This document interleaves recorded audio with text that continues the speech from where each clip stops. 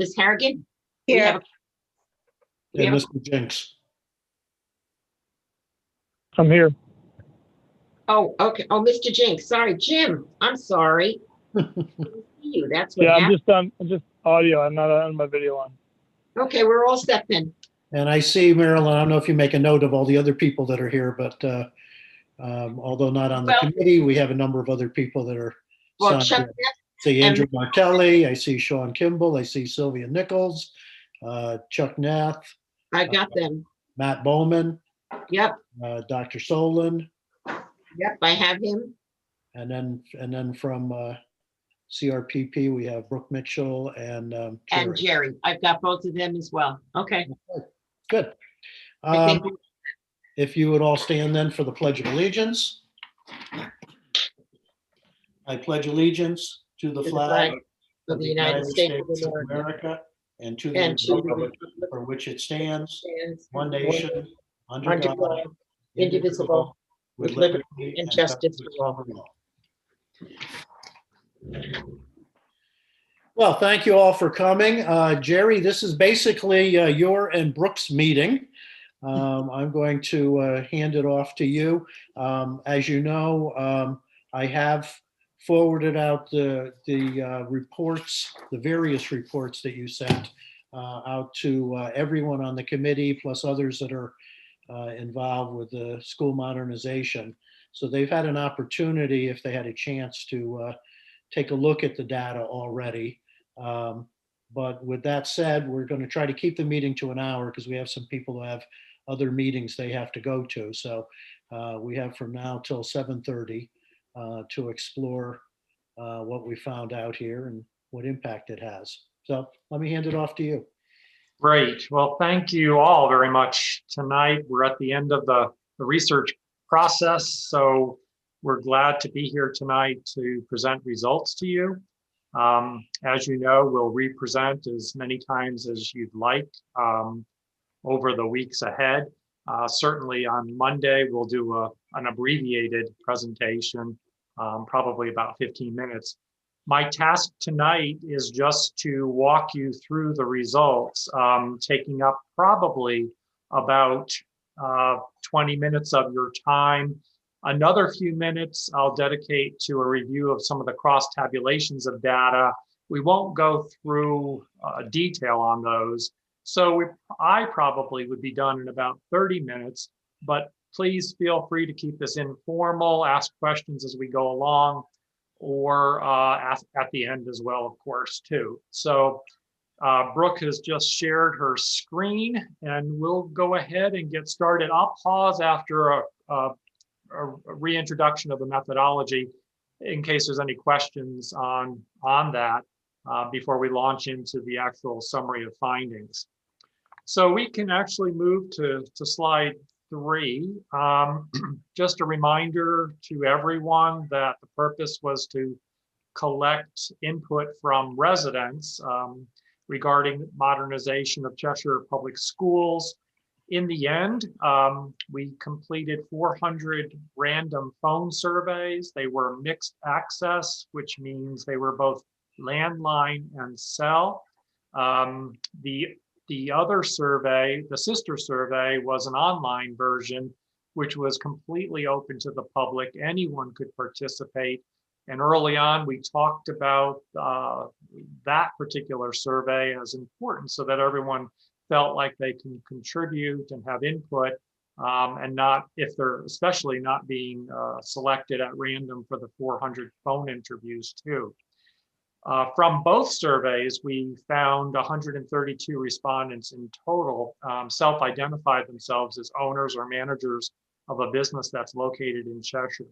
So from the start, we had anticipated presenting to you composite aggregate results for the 400 random phone surveys with a focus on those because those are statistically sound, randomly collected, but side by side with, we would also present the 903, whatever number we ended up with for the online survey. And because of the interest in business respondents, we also have a third column of data throughout the report. If you've seen the report, you see the 3 columns. The final column is a business only respondents. So again, the phone survey itself was conducted February 8th through the 24th. The online version ran from the 1st of February through the 24th.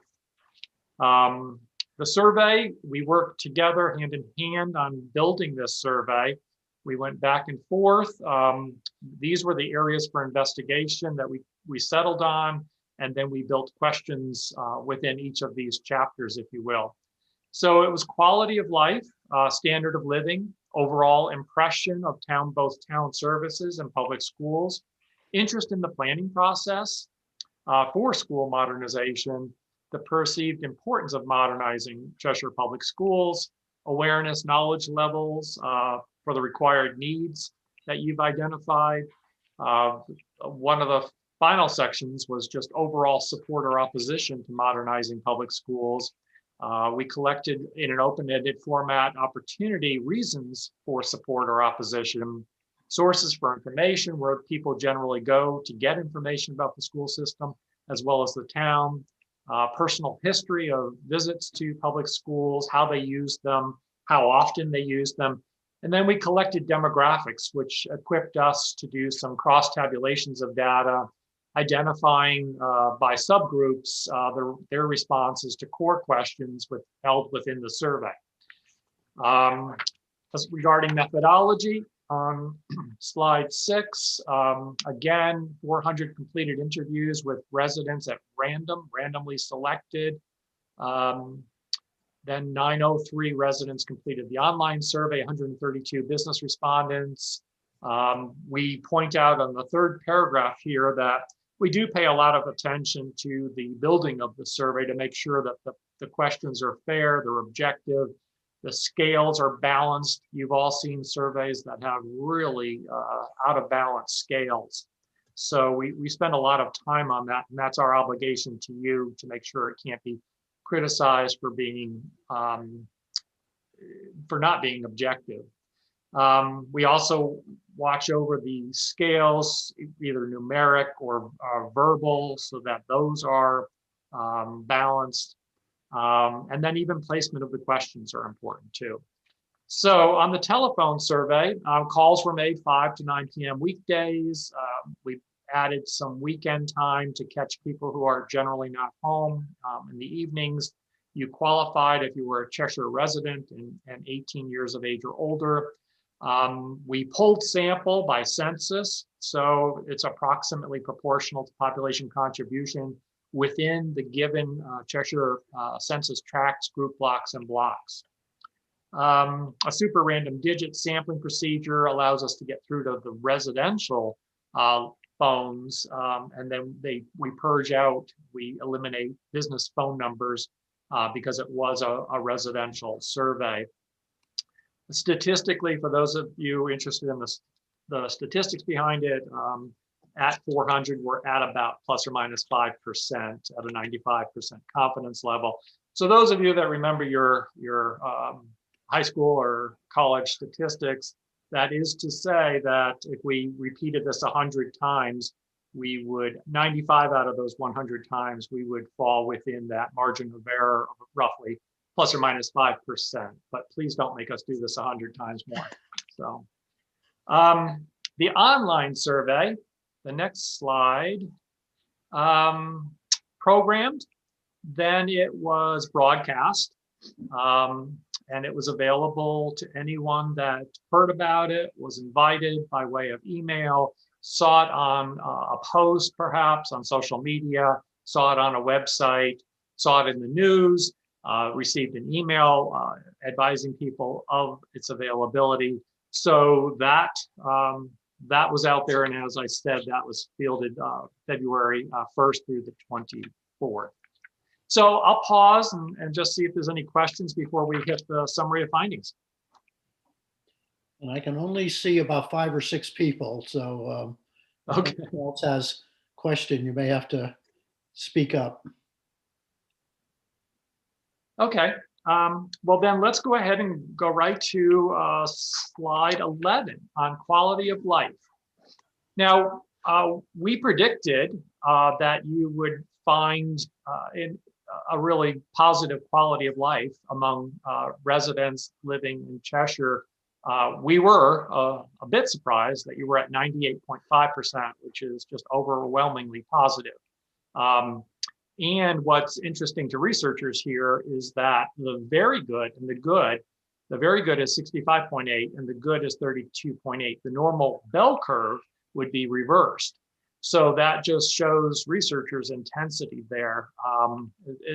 If we did this in another more of an urban setting, we have seen quality of life as low as maybe in the 40s. So this is really positive. People love living there. And if you get a chance, there, as Richard pointed out today in his email, there are literally thousands of comments, and some of them a little bit off topic, but when they did go off topic, they were talking about how great Cheshire was. So if you get a chance, just take a look at some of the responses to open-ended questions that are in the appendix to this report. So we moved to standard of living, and in part, we wanted to know this so that we could do some cross tabulations to see if people are having financial difficulty perhaps, and that might weigh on some of their views about modernization of schools and spending money on such. But what we found was about 91.3% actually viewed their standard of living as improved at 22.8, or no movement but good at 68.5, with a total of 7%, which is still unfortunate, but it's 3.5 for no movement and not so good. 3.5 has declined over the past couple of years. So a good standard of living. What you're beginning to see now is the tracking, how closely we track, the phone survey tracks with the online survey, and even the business results too. So that's something that we look for when we do a sister online survey. You really are not, we asked you from the start to really focus on the 400, but we're always very, very, very pleased when the online tracks. That means there was no undue influence on the online survey necessarily. Probably a little bit more affinity in there because of the way it was broadcast and who was invited to participate. But this closeness is very helpful. On slide 13, these are town ratings. Any service organization, including a community that serves its customers, which are the residents, are usually shooting for mid to high 80s for their ratings. You really can never please everyone. There's always the grumpy pants folks out there that are disappointed in services. But you've got a 90.3% rating of ratings of 7 through 10 on that 10-point scale for town services, and 82.6% for public schools. So the public schools, very, very, very positive rating. Probably want to be in the mid to high 80s at some point. You are with the online survey and among business respondents as well. Slide 14, slide 15, interest is high, very high, unusually high in the process of school modernization. We've got 37% very interested, 41% somewhat interested, for a total of 78.5%, a little bit lower than the online and on the business responses. But you can see at least 3/4 of respondents are interested in what you're up to and the process. Regarding the importance of this, 86.5%, not a whole lot different than the online survey, but 86% consider what you're doing to be very important, the modernization of the schools. And again, you see that reverse bell curve, which shows intensity of position. It shows you that you've got their attention. They consider it to be important, the planning. On the next slide, we're looking at important considerations, and we asked respondents to tell us what they considered to be important as the process goes on, and the look at modernization of the schools and the effort. What's helpful here under the phone results is it prioritizes what residents consider to be important. Early on in this process, we talked about your campaign and the idea that you should pick just a finite number of considerations in this instance to focus on instead of shotgunning it and talking about things that are not as important to some people. For example, on the bottom of this list, increased storage, more athletic programs, the traffic patterns, which appear to be a problem, but yet they're not considered to be a top consideration in this effort. What is a top consideration is the improvement of IT or technology that leads.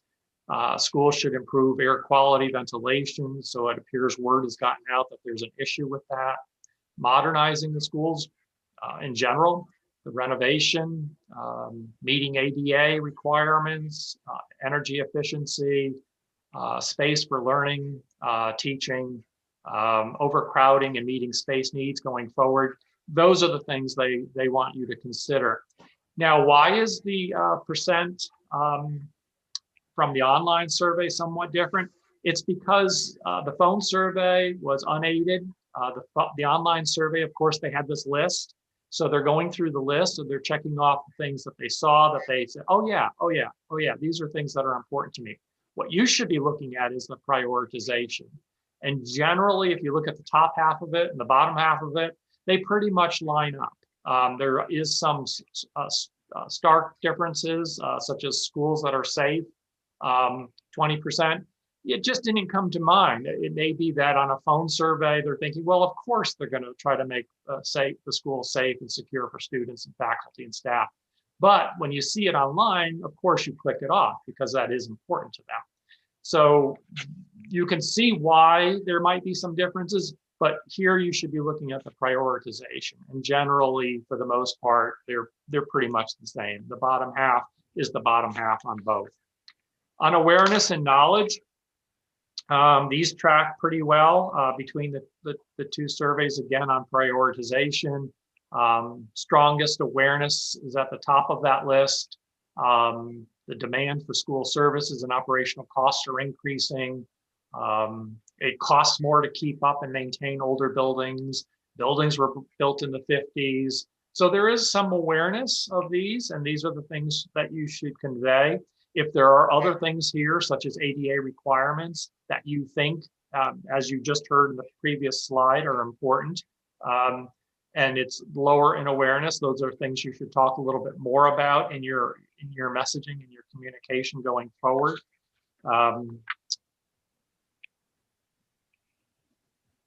State funding for schools is stagnant, 62 and 64%. Awareness, either strongly or somewhat aware. So in moving forward on slide 21, these are some statements, and we were just asking respondents if they strongly or somewhat agree, strongly or somewhat disagree to each one of these statements. Lots of support for public communication of modernization needing to be able to distinguish between required and desired.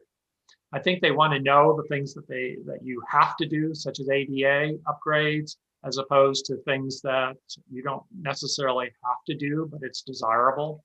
So I think in their decision to support this, they do want to see some distinction made between those two. You can see how well these track, again, between phone and online. I could be convinced to support funding school modernization if I clearly understood the need.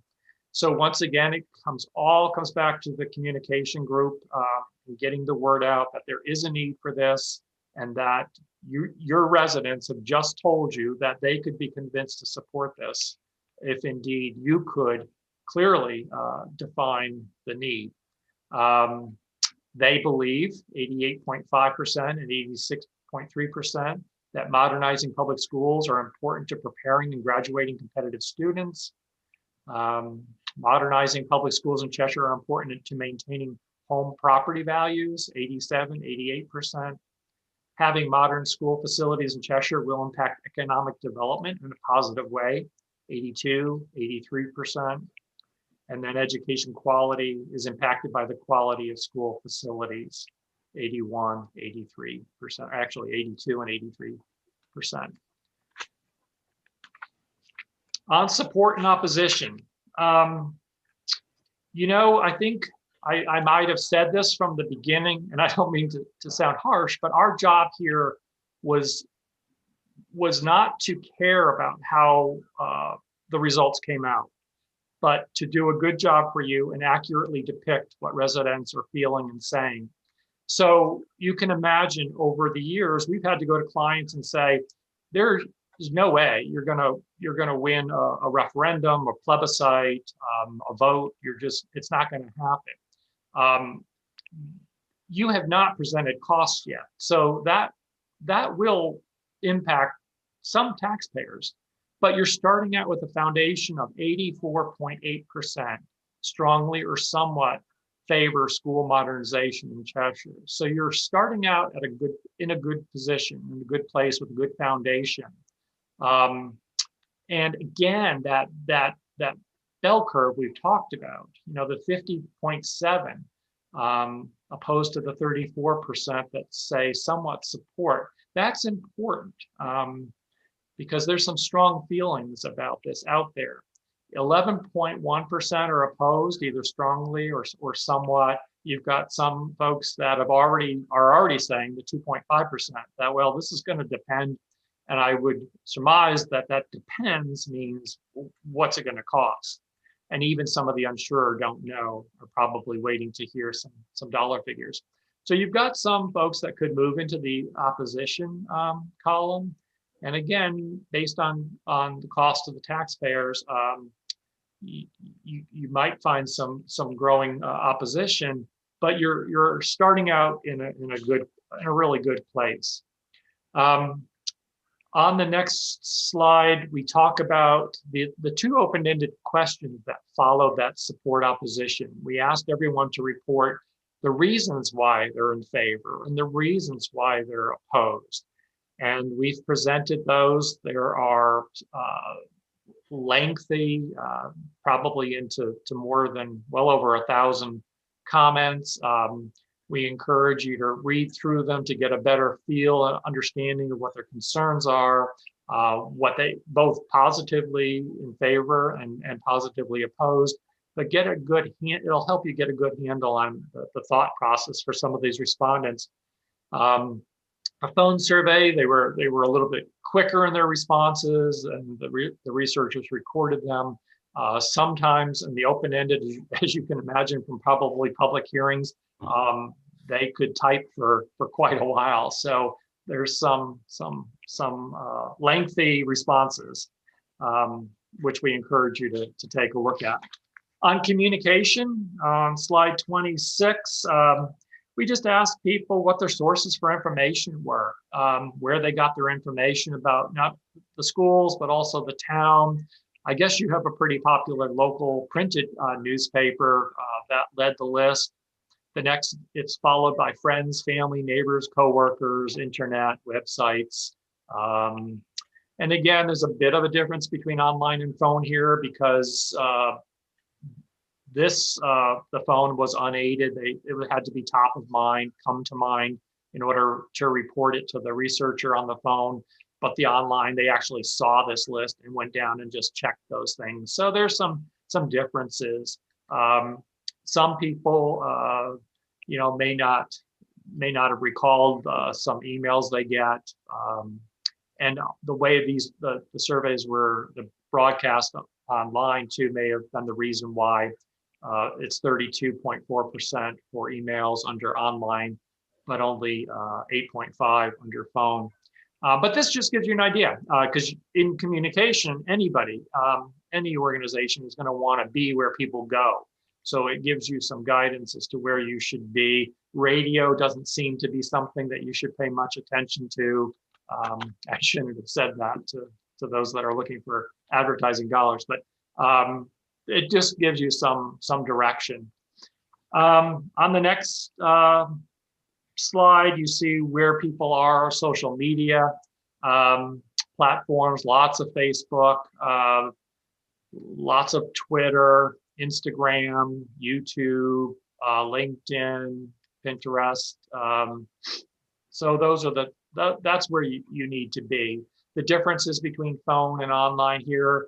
For example, some people honestly don't know that YouTube is considered to be a social platform, social media. They just think it's a video station or video source.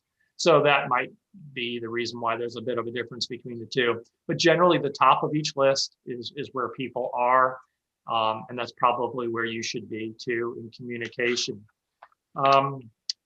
Slide 29 shows you, you asked us to find out usage history.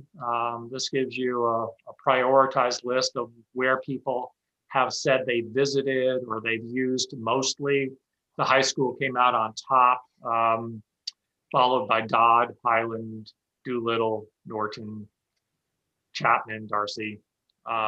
So you probably already know this, but it just gives you an idea. It also equips us if you were to ask us later on, and we'll talk about that too, to do some cross tabulations. You may want to see support and opposition by those who have used Cheshire High School as opposed to those that have not, for example. So there's a lot you can do with the data. On the next slide, those that have used a facility, we asked them what the reasons were, and these were the reported reasons in declining order. Athletic fields, voting, conferences, teacher-parent, student events, and such. Many times in those, in that appendix item, which had the open ends, sometimes there are, at the end of this, it says other, and they could type in or they could say other, and the researcher will record the other reason, or they'll type in the other reason they're online. So some of those tabs that Richard referenced in his email are for the other responses to this question too. There are things that we didn't put on the list that were obviously things that they may have gone to the high school for too as well.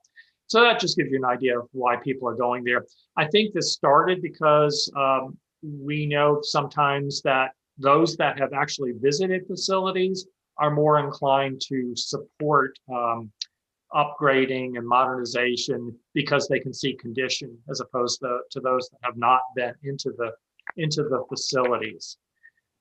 So that, ladies and gentlemen, is the end of the summary of findings, but I'm going to ask Brooke to put up there some cross tabulations of data for us to glance at.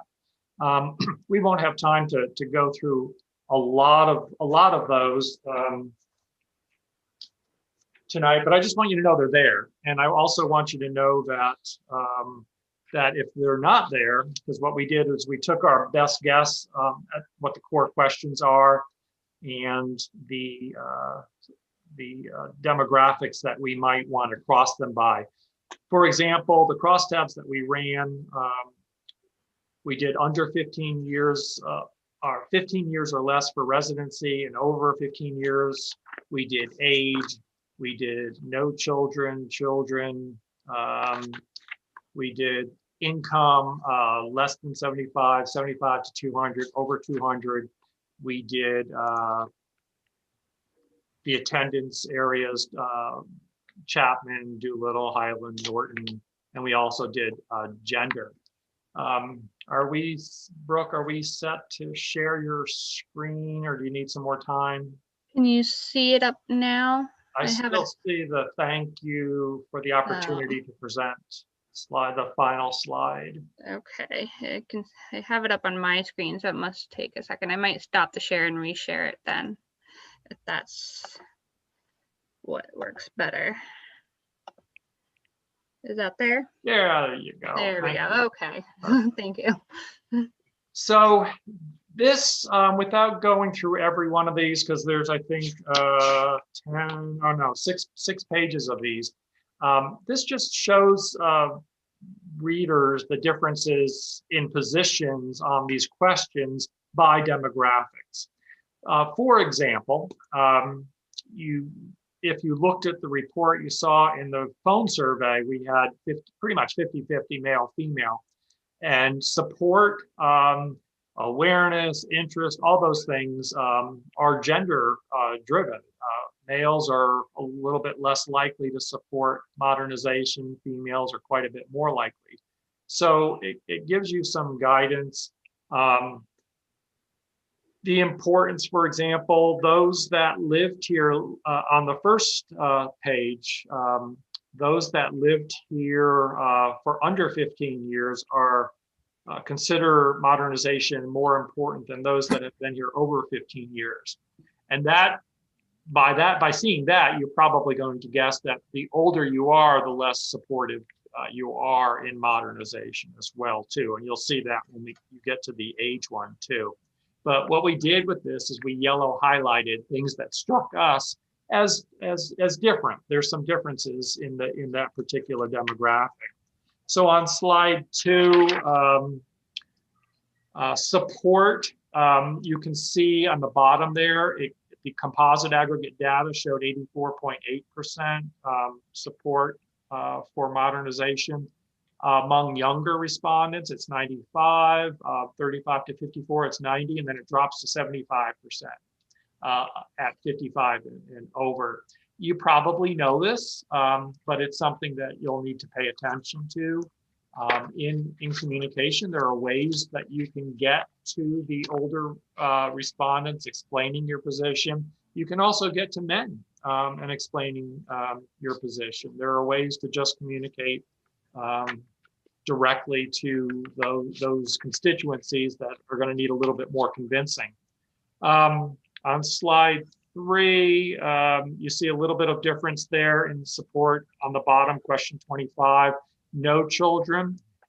Very interesting, at 90.2% as opposed to 82.7% for those that have children, or 84% children not attending Cheshire schools.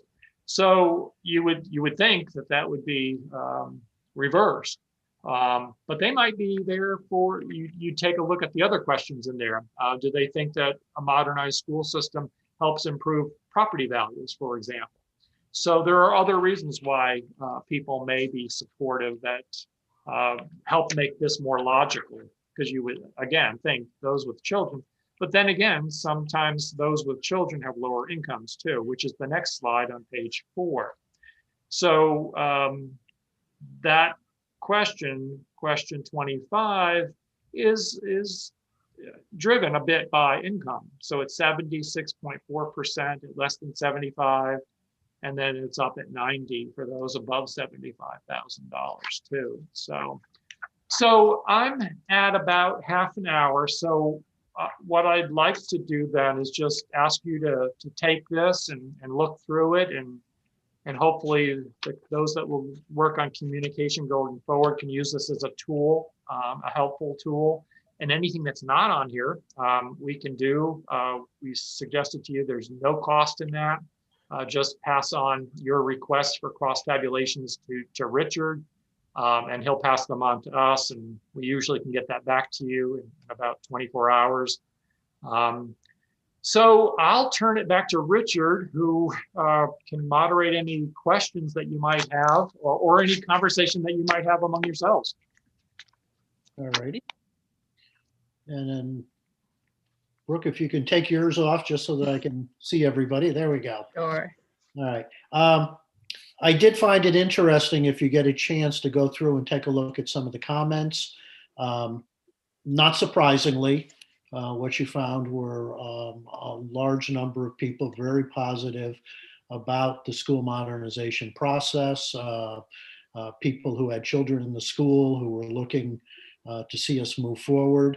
But you also saw a substantial number of people concerned about impact on taxes and the mill rate, and people who felt that they were struggling financially and really could not afford a big bill, even in some cases where they started off by saying they were supportive of the need to modernize, but they also felt that we had to be very careful about the finances. So although when I looked at the report, I said, my God, we've got a large percentage of people who are supportive of the effort. I think, we also have to temper that a little bit in terms of the fact that they haven't seen the plan yet and they haven't seen the dollars yet. So, that clearly is the great unknown, and that was pointed out in a number of the comments too. So comments or questions, and I'll be glad to let anybody jump in, even if you're not formally a member of the committee, but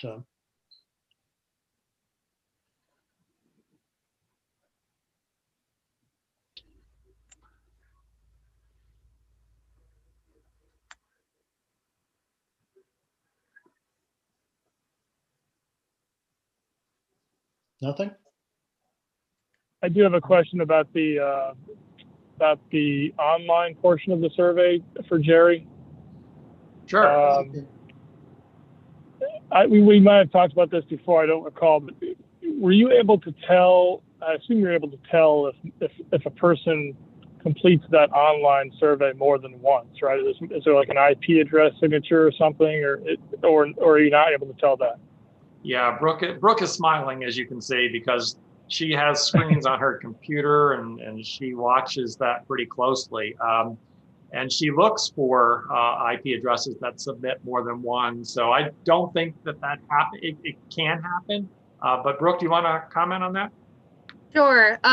And there were a few that, I think there were only about 10 that we were concerned about for duplicates. The reason why we have the ability to block, to only allow one response per IP address, but many times you have, a school or teachers taking the survey from the school, or husband and wife want to take it from the same household. So we allow the IP address to be open so that multiple people can take it. So we're very aware of who's, I could see exactly which IP address belonged to the school just because of the influx of responses from the school. So we went through those, and we only had to really consider about 10 that were, people were very nice this time around. We have some towns where there is some ballot stuffing, and they do try to take advantage of that, but we do keep an eye on it very, very closely. So we removed anything that was questionable, but there was no more than 10 that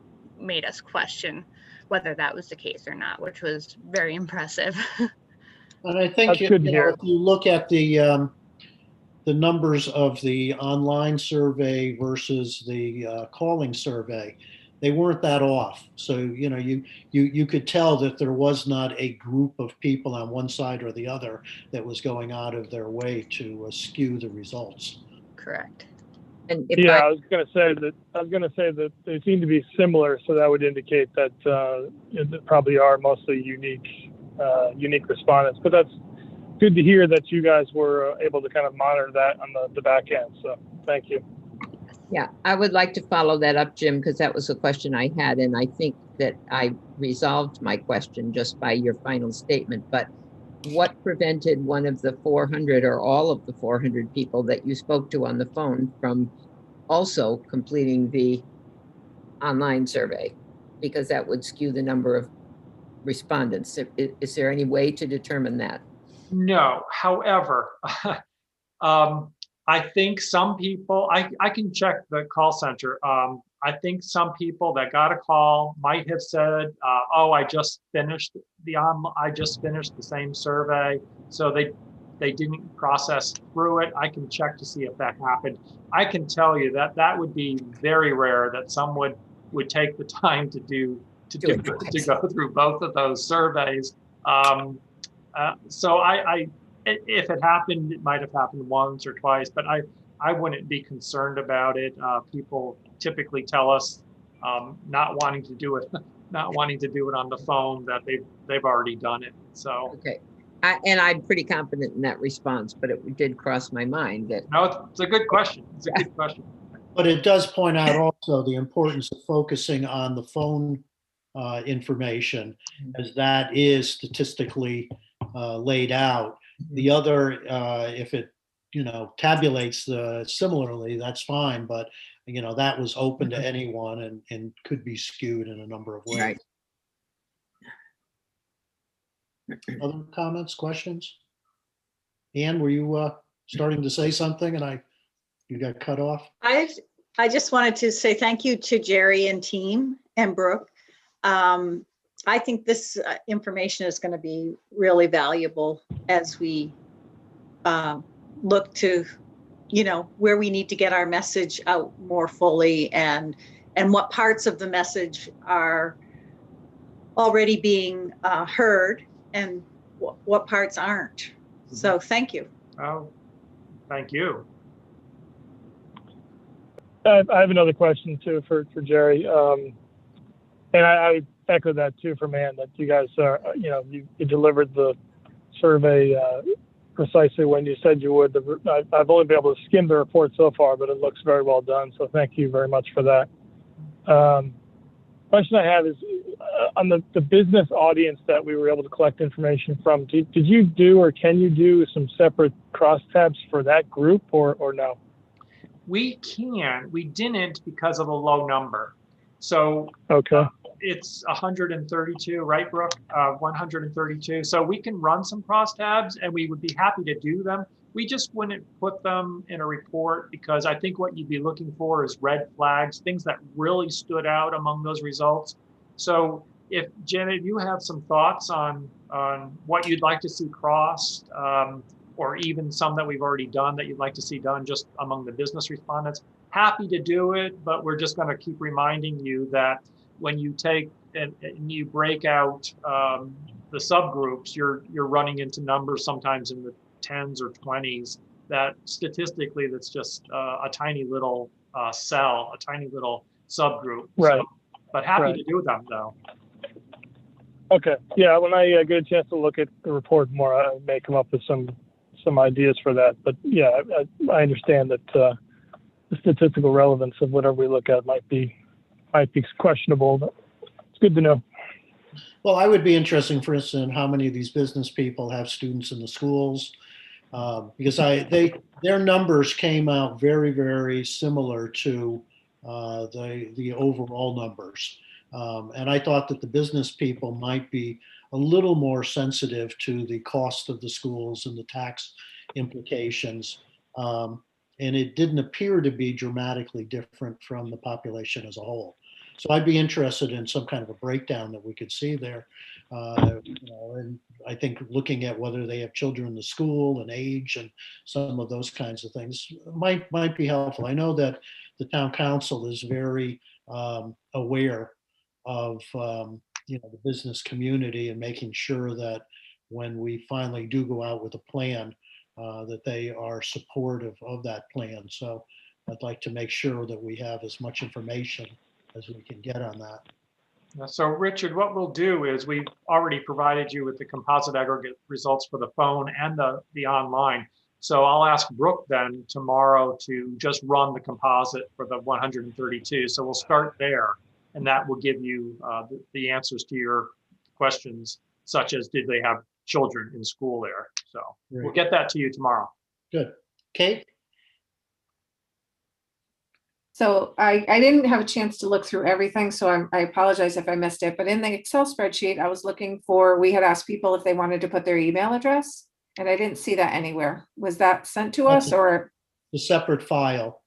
And it was separate. Not something that we want to be sending out publicly to everyone in the world, because I think those people don't want their email addresses shared everywhere. So I've given that to Arnett, and I have a copy of that so that if we want to send information out, these are people who chose to share their email address. I've sent everything out to the full committee other than that one file. And Kate, there were 220, Brooke, is that right? 220 out of the 900 that actually did provide their email addresses. So quite a few people do want you to communicate with them. That's great.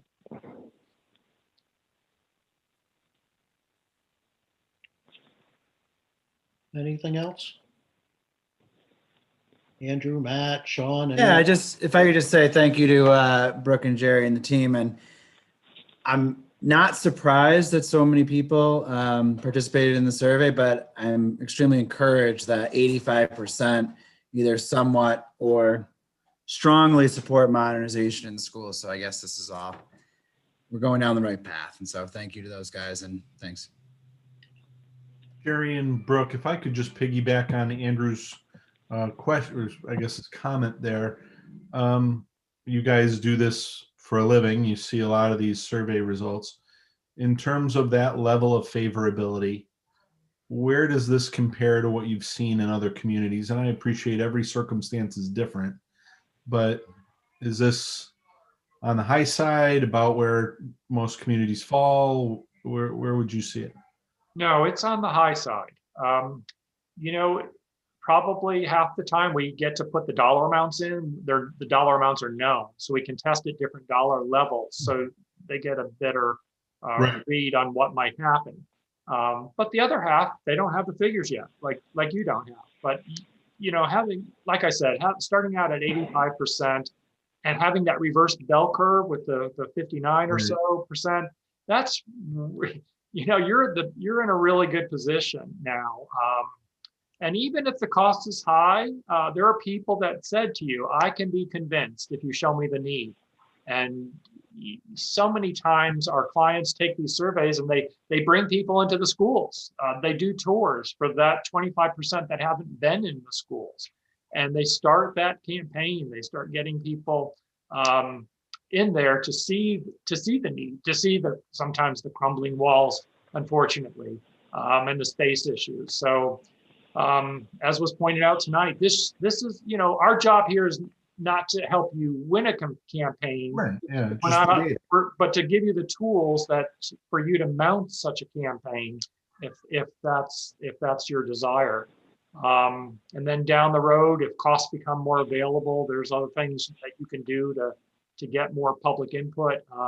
But yeah, I think to answer your question, I think you're on the high side of support already. I don't know why. I don't know if it's because you did all that communication in the past and it's starting to get through. It took a long time to get through, but it seems like it's getting through. We also have extremely old schools, which people can see those just driving by. So that does help. There's a certain point where people say, yeah, I know, we need to do something. But I found in the comments, a lot of the parents, a lot of the people who've been in the schools, you know, recognize that the buildings are very old and really need work. People who haven't been in the schools as much, you know, didn't have quite that same sense. And there was some comments regarding whether we should be building new versus renovating. I mean, there were a lot of those kinds of things that were there too that I think are worth beginning to flesh out a little bit. Any other comments or questions, Sean? Sorry, I was muted. Yeah, just to piggyback a little bit on what Jeff asked, if I could, and I certainly appreciate the committee asking the questions about you know, town services and sort of standard of living also, because I think that's some really valuable feedback. But Jerry, on the question about standard of living as compared to 2 years ago, I found that really interesting to see. You know, I think it was 23% saying their standard of living is higher than it was 2 years ago. And I'm just curious, as you've been doing some of these during the pandemic, you know, I know standard of living is not necessarily quality of life, but it's still, I thought it was remarkable to see as that question is asked in this climate, are you seeing that in other communities that such a higher number of people are saying they're actually better off, or their standard of living is higher than it was 2 years ago, versus those that are saying it's less? I'm just kind of curious if you have any thoughts about that, why that might be, or if you're seeing that kind of in other communities as well.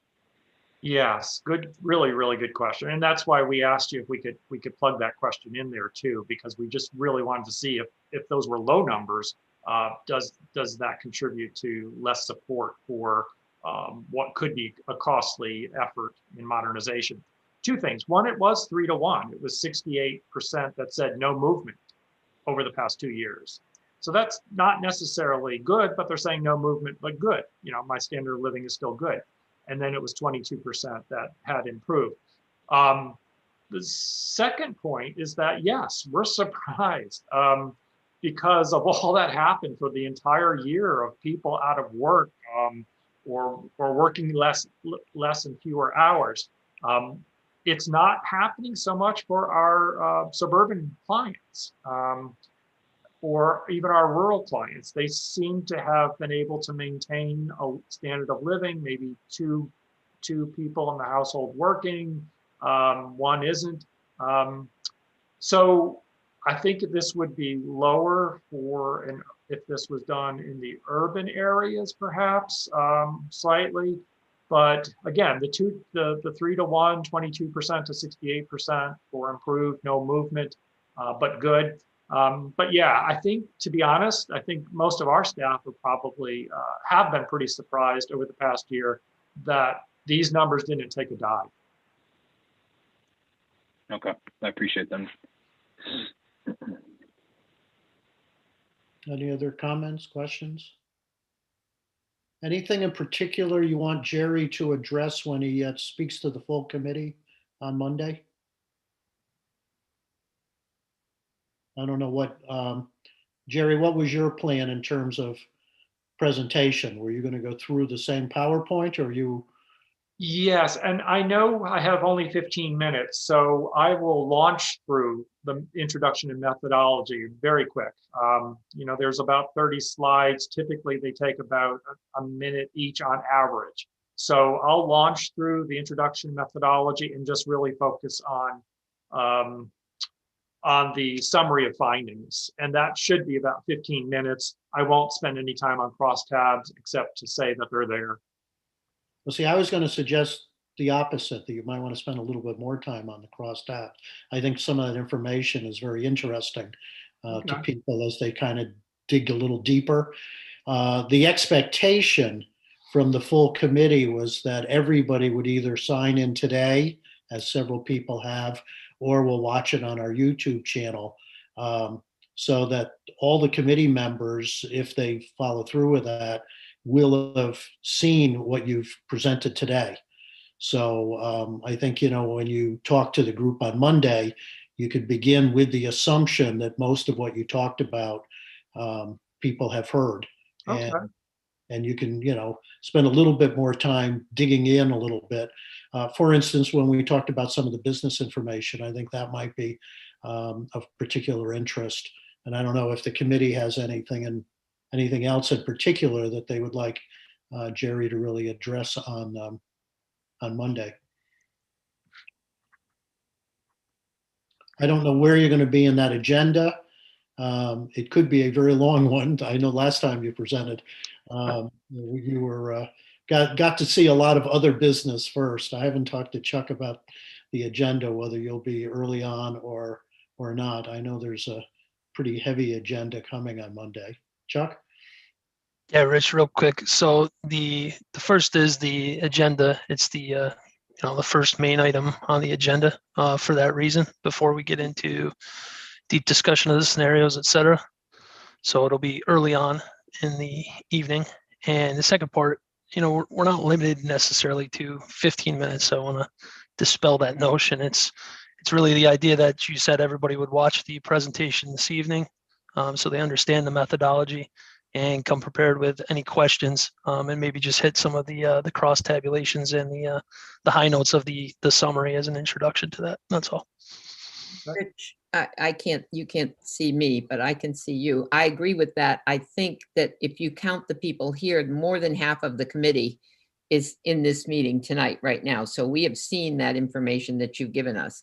And hopefully the rest of them will look at what's there, because the way I count it, we've got 1, 2, 3, 4, 5, 6, 7, 8 of us, 7 of us, right?